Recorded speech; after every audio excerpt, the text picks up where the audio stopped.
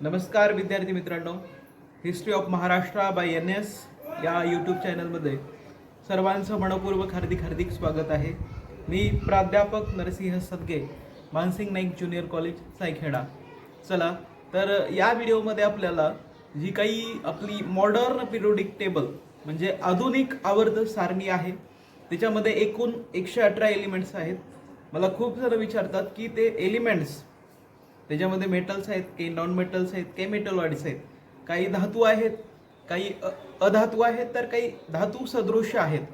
तर त्याच्यामध्ये ते जे काही एलिमेंट्स आहेत ते पाठ कसे केलं पाहिजे, लक्षात कसे ठेवले पाहिजे, हा प्रश्न मला खूप जण विचारतात. आणि काही जणांनी कॉमेंटमध्ये पण विचारलं होतं की सांगा की पाठ कसे केले तुम्ही आणि कसे करायला पाहिजे.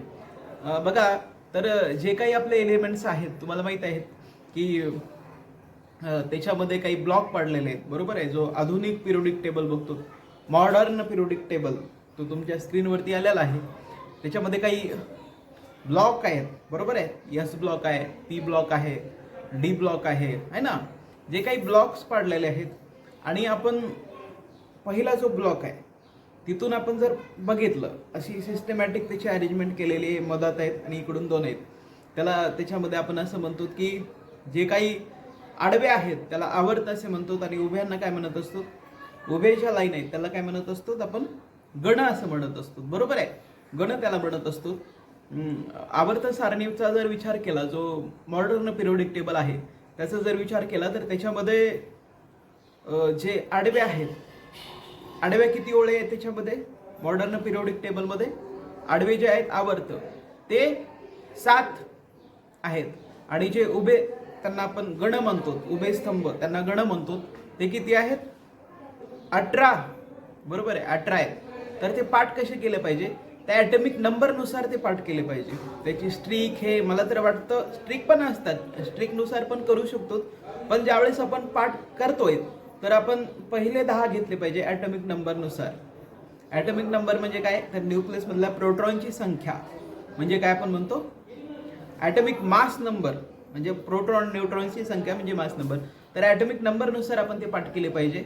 याच्यामध्ये काही आपण जो पिरियोडिक टेबल बघितला, बघा तुमच्या स्क्रीनवरती आलेला आहे, त्याच्यामध्ये काही चौकटे दाखवले. जास्त करून काय, तर काय धातू त्याच्यामध्ये आहेत, अधातू कमी आहेत. आणि धातू सदृश्य मेटॉलॉइड्स असे म्हणतात. एक नागमोडी वाट दाखवलेली आहे, बघा तुम्हाला दिसेल स्क्रीनवरती. त्याच्या आजूबाजूला जे आहेत तर ते काय, धातू सदृश्य मेटॉलॉइड्स.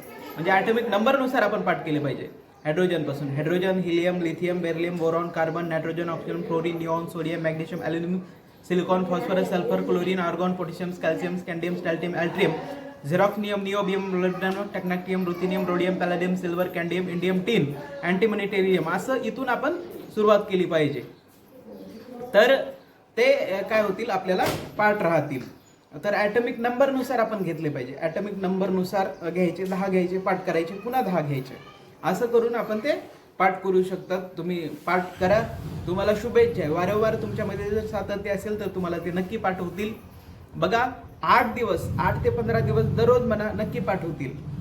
धन्यवाद.